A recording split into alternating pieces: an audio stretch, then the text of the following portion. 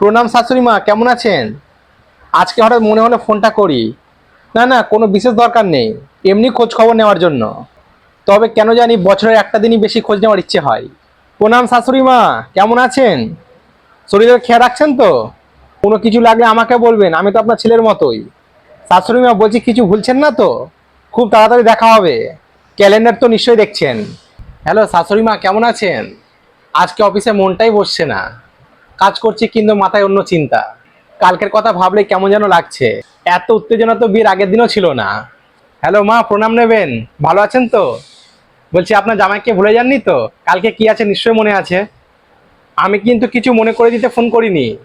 আচ্ছা আমি রাখছি, আমি আর খোদা মিলে কালকে আপনার খাওয়া দাওয়ার ব্যবস্থা পুরো ধ্বংস করতে যাচ্ছি। হ্যালো মা, ভালো আছেন? প্রণাম নেবেন। আপনার জামাই কিন্তু আগের মতোই আছে, শুধু একটু খিদেটা বেড়েছে। কালকে কি বার সেটা নিশ্চয়ই জানেন। আচ্ছা আমি রাখছি, আপনার মেয়েকে নিয়ে আপনাদের বিরুদ্ধে ষড়যন্ত্র করতে বসতে হবে।